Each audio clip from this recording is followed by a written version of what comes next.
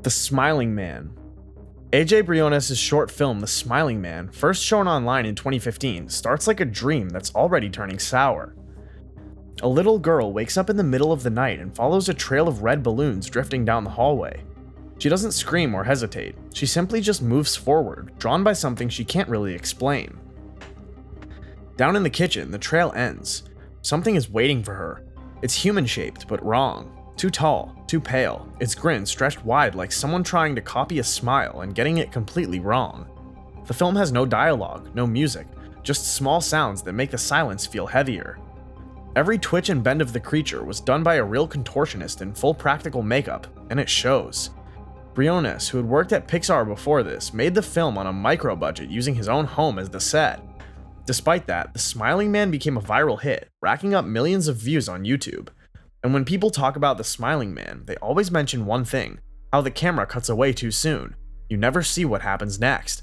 Some think that's what makes it scarier, because it feels like the thing in the kitchen is just standing there, grinning, waiting for someone else to wake up. Don't Move. Released in 2017 under the Bloody Cuts banner, Don't Move drops you straight into panic from its very first frame.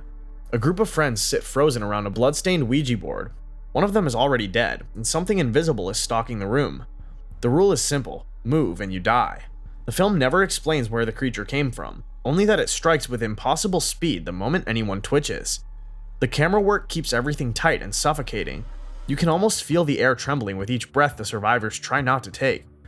The thing moves in blurs and silhouettes, never fully seen, but always close enough to hear. Directed by Anthony Melton, the short was shot almost entirely in one night using practical effects and minimal lighting. That stripped-down style makes every sound feel louder than a scream. Interestingly, the filmmakers later admitted the movie was inspired by a real sleep paralysis experience, where the victim couldn't move as a shadowy figure approached.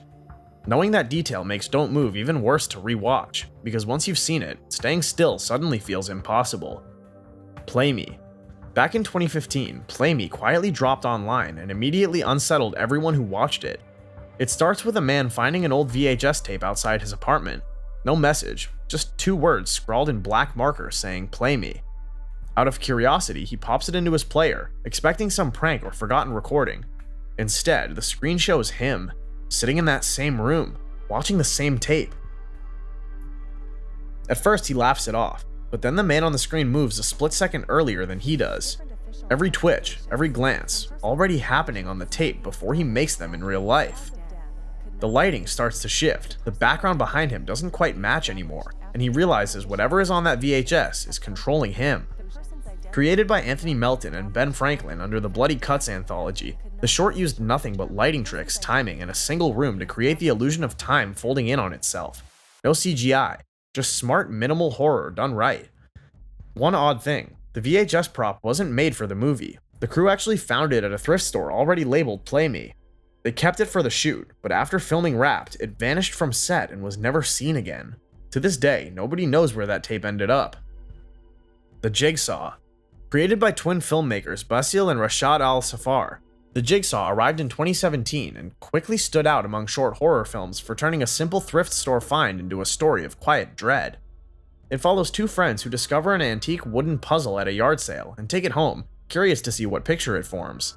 The more they work on it, the stranger it becomes. Pieces seem to shift on their own, edges connect in ways that shouldn't be possible, and the final image slowly begins to resemble a face.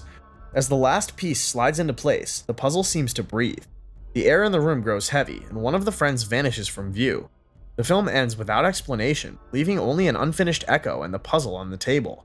There's no gore or dialogue because the entire story is told through sound design, timing, and expression. Production records show that the brothers built the puzzle prop themselves using reclaimed oak panels. The shoot lasted less than 2 days, relying on practical effects rather than post-production edits. After filming, the original puzzle is reportedly warped and split, possibly due to humidity from the set lights. It was never restored, and the directors later confirmed that only fragments of it remain. To this day, the Jigsaw is studied in short film circles for how it created unease with nothing more than silence, movement, and a table that refused to stay still. Special Day. Teal Greyhaven's Special Day came out in 2018, and it opens with a mother decorating her home for her daughter's birthday. Balloons, streamers, a cake with too many candles. Everything looks so cheerful, but there's something hollow underneath. The living room feels too quiet, too still. She keeps adjusting the same decorations, almost like she's trying to fill the silence rather than celebrate anything. And when her daughter finally arrives, the tension is immediate. She begins to study her as if she's searching for something hidden. The birthday talk turns strange fast. She asks questions a child shouldn't even know to ask, about the day she was born, about people long gone. Her tone shifts between innocence and accusation, and the mother's calm starts to slip. The short builds through pauses instead of your typical bow. Every second feels longer than it should, and the lighting turns colder as the truth begins to surface. Greyhaven's shot most of the film in a single location, relying on quiet performances and natural light to keep the tension grounded in reality. By the end of the film, it's not clear whether this is really a birthday or a ritual of guilt being repeated. The cake stays untouched, and the mother just stares, frozen between love and fear. Don't Look Away. Christopher Cox uploaded Don't Look Away to YouTube in 2017, and it instantly joined the ranks of viral internet horror, the kind built entirely on one idea that burrows under your skin. The film was made on a tiny budget, shot in broad daylight, and yet it somehow feels darker than most horror films that rely on shadows. The entity standing on the lawn has no name, no origin, and no motive. It's humanoid but unnervingly still, and the only rule we ever learn comes from the girl's father over a shaky phone line: never look away. That line made the short a favorite among creepypasta fans, who began linking it to the urban legend of the Watcher, a myth about beings that move only when unobserved. The entirety of the short relies on the audience's endurance. The longer you stare, the more your imagination starts to betray you. And by the time the figure disappears from the yard, it's already too late. The final seconds cut without explanation, leaving viewers to argue over what really happened. Some believe the creature was a supernatural observer, others say it's a metaphor for fear itself. Either way, it's one of the few shorts that proves horror just needs you to keep watching. Never Left. Released in 2022 by David F. Sandberg, the same filmmaker behind Lights Out and Shadowed, Never Left is about a man returning to a seemingly normal apartment, with his friend missing after a night of exploring an abandoned building. What starts as a quick check-in spirals into an eerie investigation when he finds a strange message scratched into the wall: "It never left." Sandberg, who's known for shooting and editing his own films with his wife Lotta Lawson, uses practical effects and minimal dialogue to make every second count. The camera never lingers where you expect it to, letting shadows fill in the story, and the sound design is equally sharp. And then the reveal hits. A dark shape moves where the man just was, silent but unmistakable. The apartment folds in on itself, like something followed him home from that abandoned place. The screen cuts to black before we ever see its full form. Interestingly, the short was filmed entirely inside Sandberg's own apartment, using a handheld camera and just 2 actors. Despite its simplicity, it racked up millions of views online within weeks, praised for how it turned an everyday home into a place of quiet terror. Come Closer. Come Closer first appeared online in 2013, directed by David Sandberg, the same filmmaker behind Lights Out and Shadowed. Before Hollywood picked him up for Annabelle creation, Sandberg was mastering the art of micro-horror through short, self-contained ideas like this one. The premise was deceptively simple. A woman discovers her phone camera can see things the human eye can't.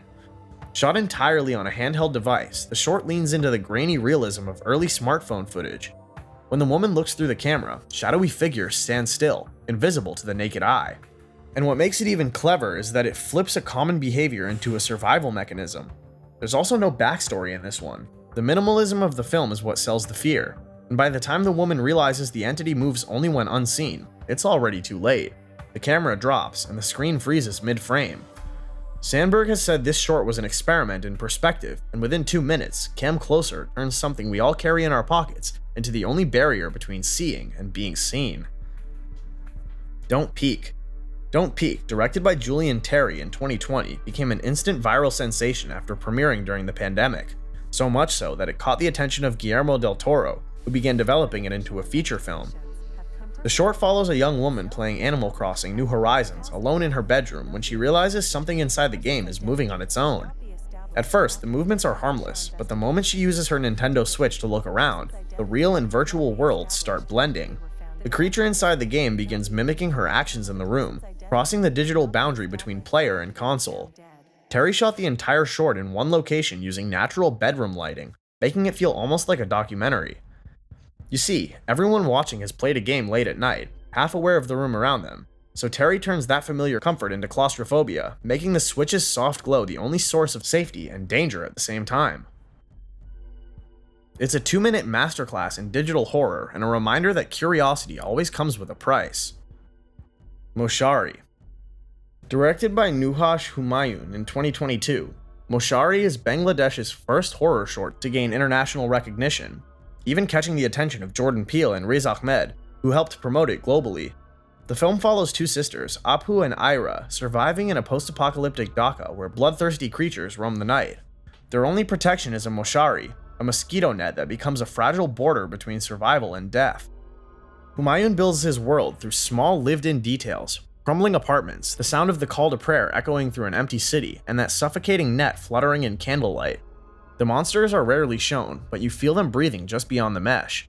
There's a turning point when Aphu steps outside the net to check the surroundings and finds the creatures drawn to the smallest movement. The encounter forces the older sister to face both the monsters and her own guilt. In that moment, the film stops being about survival and starts reflecting on sacrifice and protection in a world that's already ended. When it premiered at SXSW, critics called it Bangladesh's answer to A Quiet Place, though Humayun rejected that label. Make Me a Sandwich. Make Me a Sandwich, directed by Denman Hatch in 2019, is one of those short horrors that starts like a joke and ends like a scream. The story unfolds inside a dim, cluttered kitchen, where an elderly husband keeps barking orders at his wife, demanding sandwich after sandwich after sandwich after sandwich.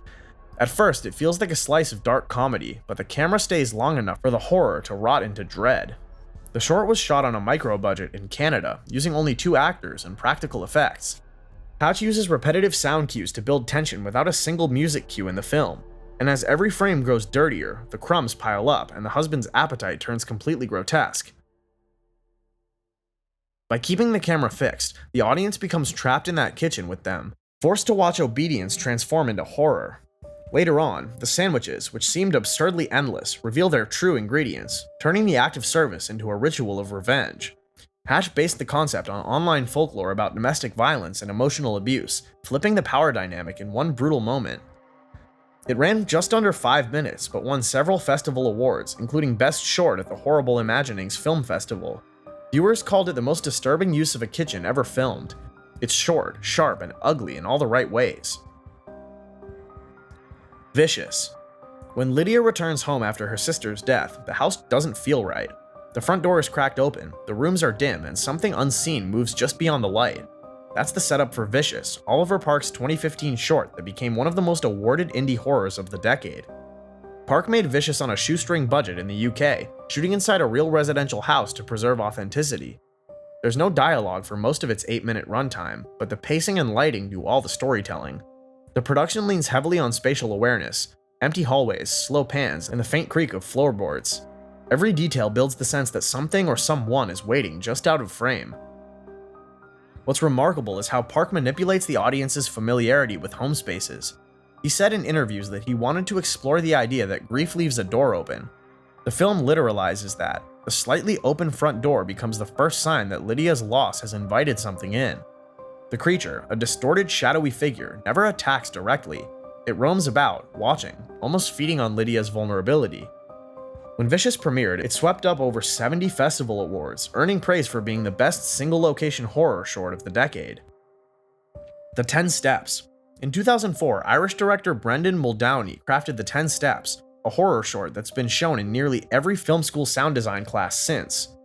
The plot follows Katie, a babysitter in a quiet suburban home, whose father calls her long distance after the power cuts out.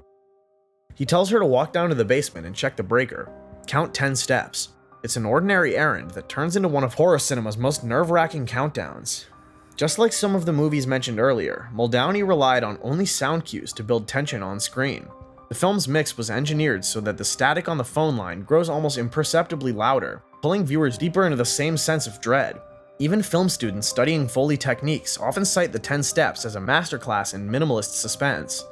The film is also set in a real Victorian home in Dublin, chosen because of its uneven floorboards and echoing basement acoustics. And when Katie reaches the final step, her father's voice distorts into something inhuman. The line cuts, the house goes still, and all that's left is the faint sound of the phone swinging. And that brings us to the end of this countdown. Out of all these shorts, the 10 Steps is the one to revisit if you want to feel tension built from almost nothing. But if you prefer something more modern and surreal, Vicious delivers that creeping dread that sticks with you long after it ends. If you enjoyed this video, tap that like button, share your favorite horror short in the comments, and don't forget to subscribe so you don't miss the next one.